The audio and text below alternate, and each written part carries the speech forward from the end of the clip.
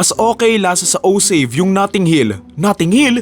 Di ba movie yun? Okay, sige, hindi ko pa natitikman yan. Bili lang ko. Teka lang, may O-Save ba dito malapit sa amin? Oo, meron pala. Pero yung pinakamalapit, medyo malayo. So yun, mag-jeep pa ako. Teka lang.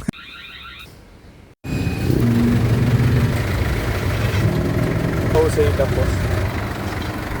Dito na ako. Let's go. Okay, ito na. Notting Hill. Kaso tatlo siya.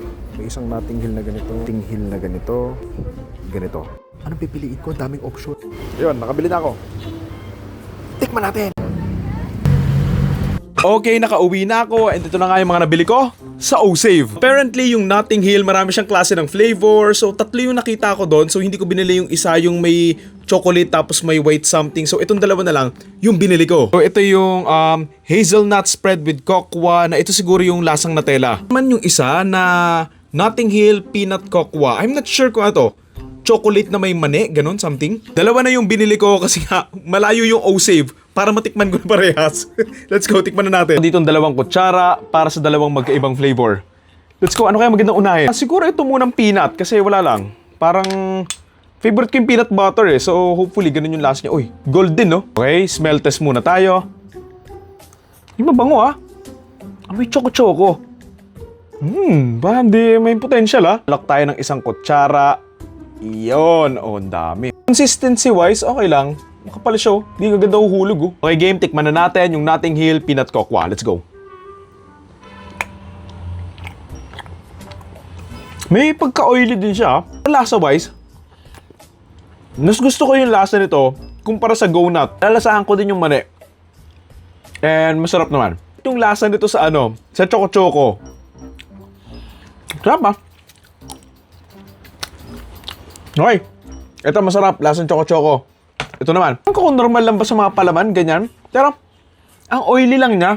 Tsaka, parang siyang dumidikit. Ang greasy ba? Okay, next. Ito naman. Let's go. Ay, pumagpabukas ah.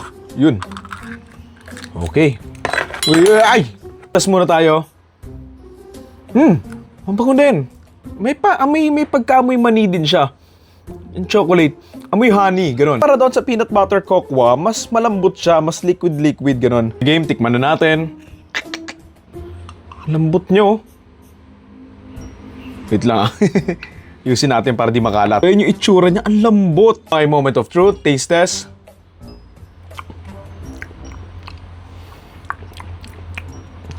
Ibang-iba yung lasa niya dito. Parang ano? Parang honey. Ito honey na ginawang peanut butter. Honey ba to? Ewan, hazelnut. Lasa siyang honey. So, since paborito ko yung honey, nasasarapan ako sa lasa niya. Pero madali siyang makaumay kasi ang tamis. Pero in fairness, kumpara mo dito sa peanut butter cocoa, mas greasy lang to. Kasi ito hindi eh.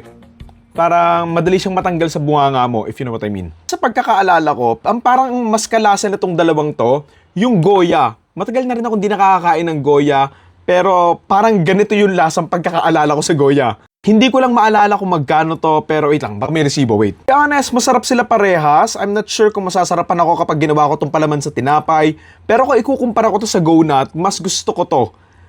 Dun kasi sa Go-Nut, may something talaga sa kanyang off doon sa lasa. Pero dito kasi mas gusto ko lang yung pagiging chocolate niya, yung sa maninga. So ito pala yung resibo. So ang presyo nitong hazelnut spread with cocoa is 89 pesos and itong peanut cocoa is 59 pesos. So mas mura siya. And given na rin naman kasi mas maliit siya. Oh. Pero for me, mas gusto ko yung lasa nito. Siguro dahil fan ako ng peanut butter tsaka ng ano. Pero ayan, mas preferred ko lang to kumpara dito. And mas gusto ko yung consistency niya na mas buo ba? Dito kasi parang watery niya masyado.